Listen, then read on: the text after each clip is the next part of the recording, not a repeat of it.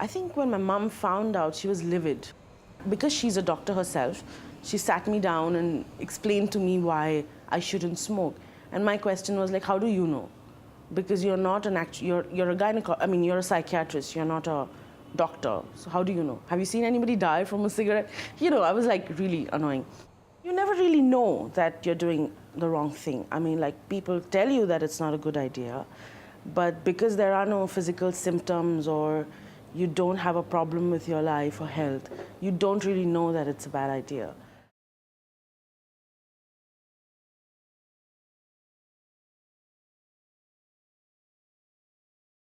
I used to get told to get black hairy tongue off it, and you get really bad health problems, but I never listened to none of them. And what did you say when people told you about why you shouldn't smoke? What would you say back? So, just so, I would say so.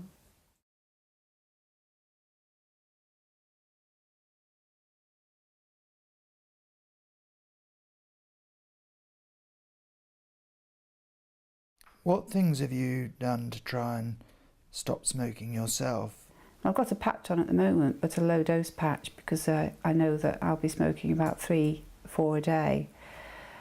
I use lozenges. I have lozenges in the car so that I will suck on lozenges while I'm driving, or I use chewing gum.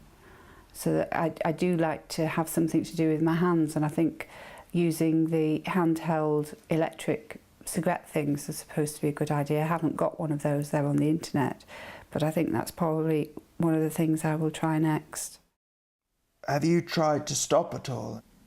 I ordered a non-smoking kit from a lady that was, you know, the health visitor, non-smoking person.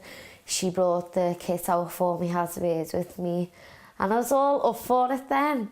But then it never, I don't know, it just never, I never end up stopping, do you know what I mean? And the stuff she was offering me, I couldn't take none of the, you know, non-smoking stuff because it could harm the baby. So basically you add this little non-smoking, you play with it with your fingers and you turn it. And I just thought, how's that going to stop me smoking? It was just ridiculous.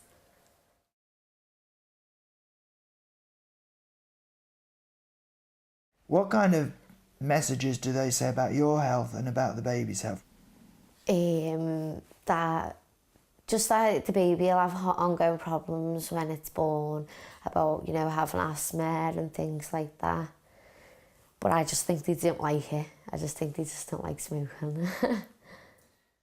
I've been told it's not pumping the blood around the body as well as the baby should be getting because I'm smoking. I've carried on, but I don't smoke as many as I did.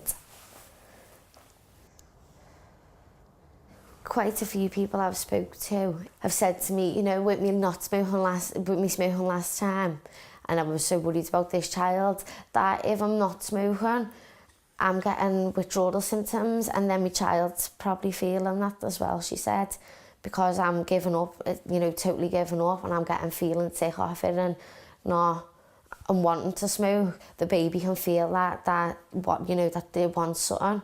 It needs that like nicotine rush, so I'm a bit like, oh, sad. So are you feeling that maybe if you give up smoking, it might be as bad as smoking? Yeah. I don't actually think that it's going to harm my child in the long run, because if I thought that it was really going to harm my child, I wouldn't, you know, I wouldn't smoke. So I don't smoke on the road because, you know, people have a tendency to look at a woman who's smoking. I've also had an instance where a lady came up to me and told me why I shouldn't smoke, and I didn't know her at all. And I was not comfortable with that either, because I don't think anyone else should tell me what to do or not to do. Actually, you can't smoke anywhere in Bangalore, but nobody follows it. But that's the genetic coding of Indians, I think. We don't follow any rules. You cannot smoke in a restaurant. You cannot smoke in a bar anymore. You cannot smoke almost anywhere. In your home but you're not supposed to smoke in cabs, like the call taxis, basically. You're not allowed to smoke in vehicles, but people do it anyway. I've certainly got more empathy with people trying to stop smoking and how difficult it is. A lot of people think, well, you know, my life's shit. What have I got to look forward to? I've got, you know, I'm in a lower area. I'm not going to live till the national average of 78, 82. I might be in an area like Glasgow that has an average life expectancy of 57. You know, my mother's, my brothers and everybody else smokes. There's no incentive for me to stop smoking, and we have to be able to give incentives to those people, as well as the personal responsibility that they have got something to provide. The strategies we've got at the moment aren't working, and they are the non-smoking adverts with the telephone numbers and having to go to set places to get your patches and get your lozenges. I think that we're not actually getting down to the needs of the communities and understanding the communities more.